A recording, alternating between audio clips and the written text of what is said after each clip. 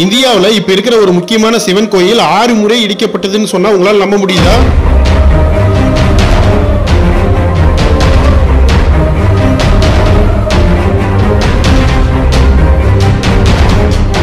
அரபிக்கடல் சமுத்திரலிங்கத்தை ஒவ்வொரு செகண்டும் அபிஷேகம் பண்ற அழக பாருங்க மக்களே.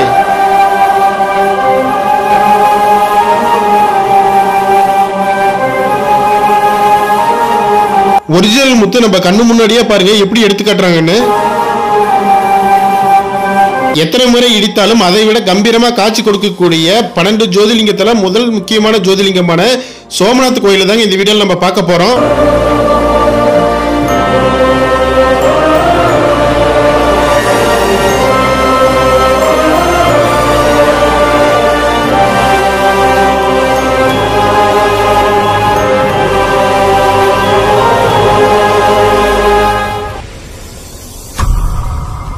வணக்கம் and welcome to Prabhu trucker channel. எல்லாரும் எப்படி இருக்கீங்க? ஹாப்பியா சந்தோஷமா சூப்பரா இருக்கீங்களா? நம்ம சேனல்ல இப்ப குஜராத் சீரிஸ் தாங்க போயிட்டு இருக்கு. ஆல்ரெடி நம்ம குஜராத் சீரிஸ்ல வந்து 3 பாட்டா நம்ம வீடியோஸ்ல போட்டுட்டு இருக்கோம். லாஸ்ட் பார்ட் வந்து பாத்தீங்கன்னா நம்ம டையூல இருக்கிற கங்கேஸ்வரர் டெம்பிளை பத்தி தாங்க ஃபுல் ஹிஸ்டரி நம்ம போட்டிருப்போம். இது வரைக்கும் நீங்க பார்க்காம இருந்தீங்கன்னா மறக்காம போயிட்டு பாருங்க. இந்த வீடியோல நம்ம 12 ஜோதிலிங்கம் கேள்விப்பட்டிருப்போம். அதுல முதல் ஜோதிலிங்கம் அப்படின்னு சொல்லக்கூடிய சோம்நாத் கோயிலை பத்தி தாங்க பார்க்க போறோம். இந்த கோவில் அகமதாபாத்ல இருந்து கரெக்டா ஒரு 250 கிலோமீட்டர் தொலைவில் அமைஞ்சிருக்குதுங்க. இதுக்கு வந்து ட்ரெயின் வசதியும் இருக்குது. நம்ம அகமதாபாத்ல இருந்து தினமும் வந்து பாத்தீங்கன்னா வேரவல் அப்புறம் சோம்நாத் 2 இடத்துக்கும் வந்து பாத்தீங்கன்னா நம்ம ட்ரெயின் வசதி வந்து இருக்குதுங்க. இந்த வீடியோல வந்து பாத்தீங்கன்னா சோம்நாத் கோயிலும் பார்க்க போறோம். சோம்நாத்ல வந்து பாத்தீங்கன்னா ஓல்டு சோம்நாத், நியூ சோம்நாத்னு சொல்லிட்டு 2 கோயில் இருக்குங்க. அது பக்கத்துல சமுத்திரலிங்கம் கடலுக்குள்ள வந்து பாத்தீங்கன்னா 2 லிங்கங்கள் இருக்கு, அதுவும் பார்க்க போறோம். இன்னொன்று வந்து பாத்தீங்கன்னா சங்கமங்க ஆறு வந்து பாத்தீங்கன்னா கடல்ல கலக்குதுங்க. நம்ம எப்படி நம்ம கங்கா ஆரத்தி சொல்லுவோம் பாத்தீங்களா, நம்ம ஹரித்வார் ரிஷிகேஷ் எல்லாம் இருக்கு பாருங்க, அதே மாதிரி வந்து பாத்தீங்கன்னா இங்கே கங்கா ஆரத்தி எடுப்பாங்க. அந்த பிளேஸையும் தான் நம்ம இதுல பார்க்க போறோம்.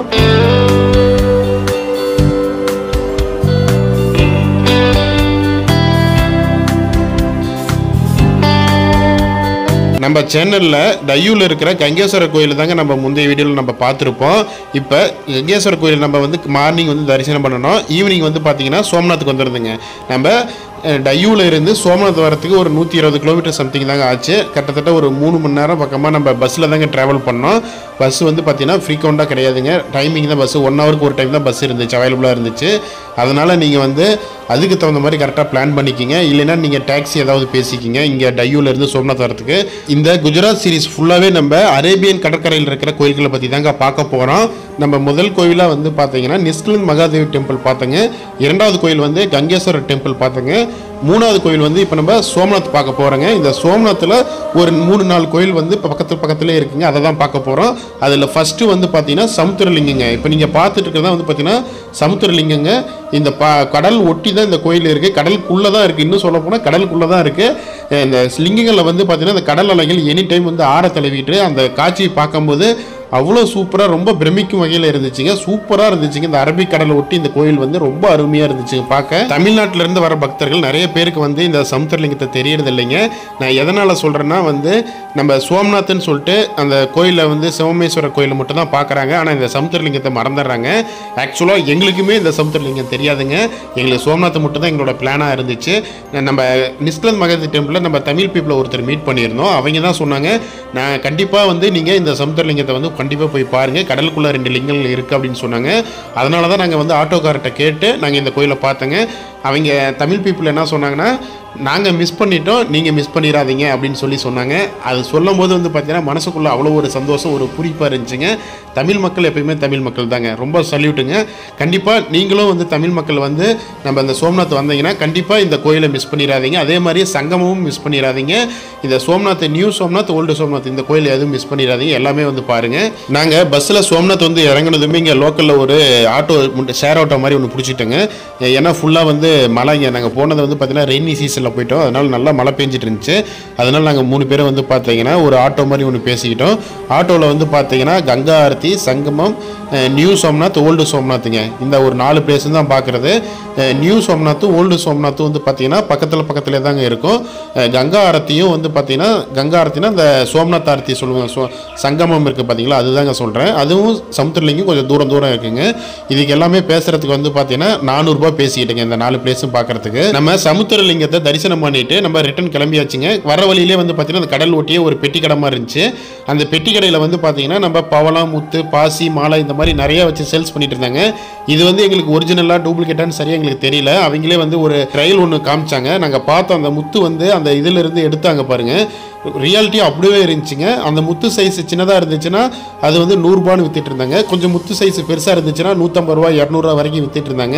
இது கண்டிப்பாக ஒரிஜினலாக தான் இருக்குது. ஏன்னா நம்ம கண்ணு முன்னாடியே எடுத்து காட்டுறாங்க. இதில் வந்து டூப்ளிகேட் கண்டிப்பாக இருக்காது அப்படின்னு நாங்கள் நினச்சிட்டோம். மக்களே இப்போ நம்ம சமுத்திரலிங்க பார்த்தாச்சுங்க. அடுத்ததாக வந்து பார்த்தீங்கன்னா பாண்டவா குகை தாங்க பார்க்க போகிறோம். நம்மளுக்கு எல்லாருக்குமே தெரியும் பாண்டவர்கள் வந்து வனவாசம் 12 வருஷம் போயிருப்பாங்கன்ட்டு. அவங்க இந்தியா ஃபுல்லாகவே சுற்றுப்பயணம் மேற்கொண்டாங்க. நிறைய இடங்களில் தங்கி நிறைய குகைகளில் வந்து தங்கியிருந்தாங்க.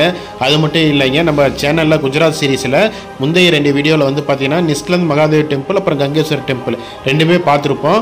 அந்த 2 டெம்பிள் இருக்கிற சிவலிங்கம் வந்து நம்ம பாண்டவர்கள் கையால் உருவாக்கின சிவலிங்கம் தாங்க. அடுத்ததாக வந்து பார்த்தீங்கன்னா நம்ம குஜராத் சோம்நாத்தில் வந்து பார்த்தீங்கன்னா இவங்க இந்த குகையில் தான் தங்கியிருக்காங்க. இந்த குகை வந்து பார்த்தீங்கன்னா ரொம்பவும் சூப்பராக இருந்துச்சுங்க.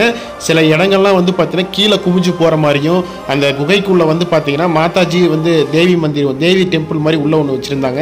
அதுவும் பார்க்க சூப்பராக இருந்துச்சு. அந்த பஞ்சபாண்டவர்கள் சொல்லுவோம் பார்த்தீங்கன்னா 5 பேரோட சிலையும் உள்ளே இருந்துச்சு. அது மட்டும் இல்லாமல் நம்ம போகிற வழி ஃபுல்லாகவே பார்த்தீங்கன்னா அந்த இடத்துல சிவலிங்கங்கள் நிறையா வச்சுருந்தாங்க. பார்க்க அவ்வளோ அற்புதமாக இருந்துச்சுங்க பார்க்க.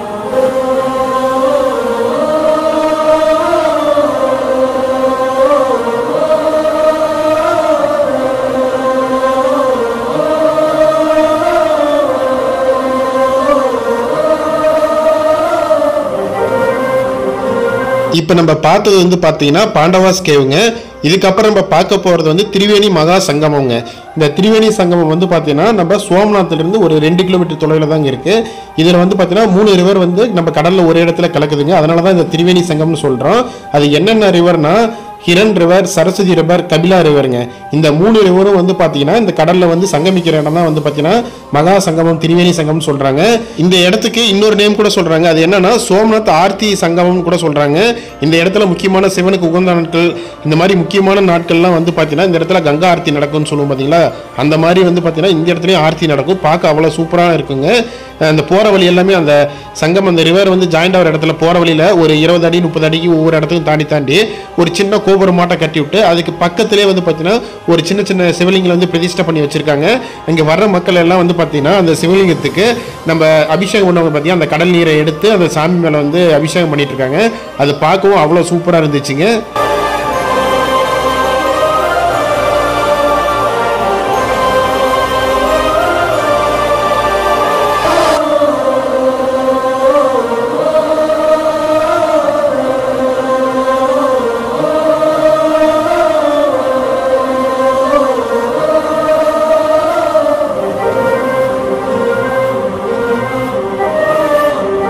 மக்களே, இது வரைக்கும் நீங்கள் பார்த்தது சோம்நாத் திரிவேணி சங்கமம் பார்த்தோங்க.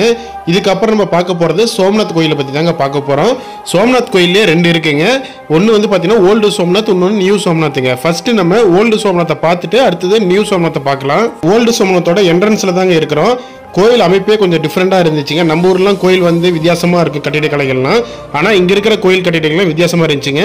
இந்த ஓல்டு சோம்நாத் 2 பக்கம் பார்த்தீங்கன்னா பில்டிங்ஸ் மாதிரி இருக்குது. இது வந்து இந்த ஸ்டே பண்ணுற ரூம் மாதிரி வித்தியாசமாக இருந்துச்சுங்க.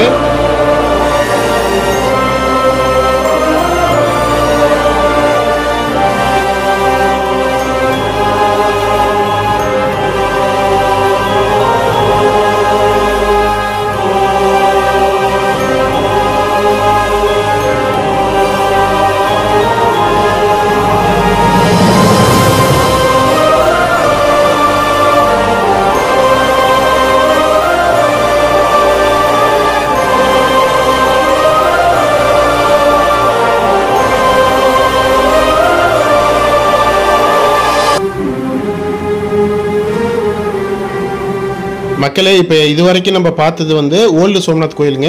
அதில் சில ஃபுட்டேஜஸ்லாம் உங்களுக்கு காட்டியிருப்பேன். அதில் சாமி வந்து பார்த்தீங்கன்னா அலங்காரம் பண்ணிக்கிட்டு இருந்தாங்க. நாங்கள் அந்த டைமில் தான் வந்து பார்த்தீங்கன்னா தரிசனம் பண்ணோம். பக்கத்துலேயே வந்து பார்த்தீங்கன்னா நியூ சோம்நாத் கோயிலுங்க. இந்த நியூ சோம்நாத் கோயில் வந்து பார்த்தீங்கன்னா 6 முறை இடிக்கப்பட்டு மீண்டும் மீண்டும் புதுப்பிக்கப்பட்டதுங்க. எனக்கு தெரிஞ்சு இந்தியாவிலேயே எனக்கு தெரிஞ்சு வந்து பார்த்தீங்கன்னா அதிக முறை இடிக்கப்பட்டு மீண்டும் மீண்டும் புதுப்பிக்கப்பட்ட ஒரு கோயில்னா அது எனக்கு தெரிஞ்ச சோம்நாத் கோயில் தாங்க. இது வந்து பார்த்தீங்கன்னா குஜராத்லேயே மிகவும் ஒரு பழமையான கோயிலுங்க. 12 ஜோதிலிங்கம் நம்ம எல்லாரும் கேள்விப்பட்டிருப்போம். அதில் முதல் ஜோதிலிங்கமாக வந்து பார்த்தீங்கன்னா சோமநாதர் கோயில் தாங்க இருக்குது. அந்த சோமநாதர்னா அந்த சோமநாத் டெம்பிளுங்க. இதுதான் வந்து பார்த்தீங்கன்னா மிக மிக மிக பழமையான கோயிலுங்க. கோவில் இடிக்கப்பட்டதுன்னு சொல்லியிருப்பேன். 1859 இந்த கோயில் இடிக்கப்பட்ட போது எடுத்த சில புகைப்படங்கள் வந்து நான் உங்களுக்கு அப்படியே ஷேர் பண்ணுறேன், பாருங்க.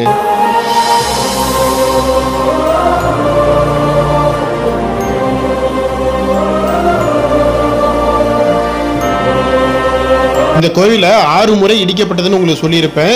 1206 வந்து ஃபர்ஸ்ட் டைம் இந்த கோயில் இடிச்சவன் யாருன்னு பார்த்தீங்கன்னா முகமது கஜினி தாங்க. அதுக்கப்புறம் வந்த மன்னர்கள் வந்து நிறைய பேர் வந்து இந்த கோயிலை வந்து இடிச்சுட்டே இருந்து இதில் இருக்க செல்வத்தை வந்து நிறைய பேர் கொள்ளையடிச்சுட்டே போயிட்டு இருந்தாங்க. அதில் சில தலைவர் பேர்லாம் உங்களுக்கு நான் சொல்கிறேன் பாருங்க. ஃபர்ஸ்ட்டு இந்த கோயில் இடித்தது முகமது கஜினி, அலாவுதீன் கில்ஜி, அவுரங்கசீப், போர்ச்சுகீசியர், முகமது ஆசாம் சொல்லிட்டு இந்த முக்கியமான மன்னர்கள்லாம் வந்து பார்த்தீங்கன்னா இந்த கோயிலை நிறைய டைம் இடித்து இங்கே இருக்கிற செல்வம், தங்கம், வைரம், வைடூரியம், முத்து, பவளம் சொல்லிட்டு ஏகப்பட்ட கோயில் நகைகள்லாம் கொள்ளையடிச்சு கொண்டு போயிட்டாங்க. இந்த கோவிலில் ஒவ்வொரு டைமும் இடிக்கும் போது வந்து பார்த்தீங்கன்னா மறுபடியும் புதுசாக மறுபடியும் புதுப்பிச்சாங்க. ஆனால் அதுக்கு அடுத்து வந்த மன்னர்கள்லாம் வந்து பார்த்தீங்கன்னா ஒவ்வொரு டைம் கட்டும் போதும் இந்த கோயிலை இடிச்சு இங்கிருந்து நகைகளை வந்து திருடிட்டு போகிறதா தான் வந்து அவங்களோட மெயின் குறிக்கோளாக இருந்துச்சு. இந்த சோமநாதர் கோயில் ஒவ்வொரு முறையும் இடிக்கப்படும் போதும் திருப்பி கட்டினாங்க. அது எப்படின்னா சூரியனால வந்து தங்கத்தாலையும், ராவணனால வெள்ளியாலையும், ஸ்ரீகிருஷ்ணனால வந்து பார்த்தீங்கன்னா மரத்தாலையும் கட்டாங்க. மன்னர்களால் கற்களால் கட்டப்பட்டதுங்க. பல போர்களுக்கு அப்புறம் 1947ஆம் ஆண்டு இந்தியாவோட இரும்பு மனிதர்னு சொல்லக்கூடிய சர்தார் வல்லபாய் பட்டேல் அவர்களோட தலைமையில தான் வந்து பார்த்தீங்கன்னா இந்த கோயில் கட்டுவதற்கு ஆர்டர் இஷ்யூ பண்ணுறாங்க. அதுக்கப்புறம் 1951ஆம் ஆண்டு கோயில் வந்து முழுவதுமாக கட்டி முடிக்கப்பட்டு டாக்டர் ராஜேந்திர பிரசாத் அவர்களால் இந்த கோயில் வந்து திறப்பு விழா பண்ணுறாங்க. இவ்வளவு சிறப்பு வாய்ந்த இந்த கோயிலை வந்து உங்கள் வாழ்நாளில் இது வரைக்கும் நீங்கள் தரிசனம் பண்ணாமல் இருந்தீங்கன்னா கண்டிப்பாக வாழ்க்கையில் ஒரு டைமாவது இந்த கோயிலுக்கு போயிட்டு வாங்க. சோமநாதர் கோயிலோட தரிசன டைம் பார்த்தீங்கன்னா காலையில் 6 மணிக்கு ஓப்பன் பண்ணிடுவாங்க. இரவு 9:30 மணி வரைக்கும் வந்து பார்த்தீங்கன்னா நம்ம சாமி தரிசனம் பண்ணலாம். இந்த கோயிலுக்கு சோமநாதருக்கு வந்து 3 டைம் ஆர்த்தி எடுப்பாங்க. காலையில் 7 மணிக்கு, மதியம் 12 மணிக்கு, ஈவினிங் வந்து பார்த்தீங்கன்னா 7 மணிக்குங்க. இந்த 3 டைம் வந்து பார்த்தீங்கன்னா ஆர்த்தி எடுப்பாங்க. அது மட்டும் இல்லாமல் நம்ம சோமநாதரை தரிசனம் பண்ண நிறைய கட்டுப்பாடுகள்லாம் இருக்குது. அது என்னன்னா உள்ள என்ட்ரன்ஸ் ஆனதுமே வந்து நம்ம கிட்ட இருக்கிற மொபைலு, பெல்ட்டு, வாட்சு எல்லாமே வந்து அங்கே கிளாக் ரூம் இருக்கும். அங்கே வச்சு நம்ம டோக்கன் போட்டுக்கணும். நம்மக்கிட்ட எதுவுமே இருக்காதுங்க. நம்ம போட்டிருக்க துணி மட்டும் தான் நம்ம வச்சுருப்பாங்க. எல்லாமே செக் பண்ணி 3-4 இடத்துல வந்து செக் பண்ணுவாங்க. அதுக்கப்புறம் தான் சாமி தரிசனம் பண்ணவே உள்ள என்ட்ரி பண்ணி அலோவ் பண்ணுவாங்க. வீடியோவை கடைசி வரைக்கும் பார்த்ததுக்கு ரொம்ப நன்றிங்க. இந்த வீடியோ கண்டிப்பாக உங்களுக்கு பிடிச்சிருந்தா லைக் பண்ணுங்கள், ஷேர் பண்ணுங்கள், மறக்காமல் நம்ம சேனலை சப்ஸ்கிரைப் பண்ணிவிடுங்க. மீண்டும் வேற ஒரு வீடியோ உங்களை சந்திக்கிறேன். நன்றி, வணக்கங்க.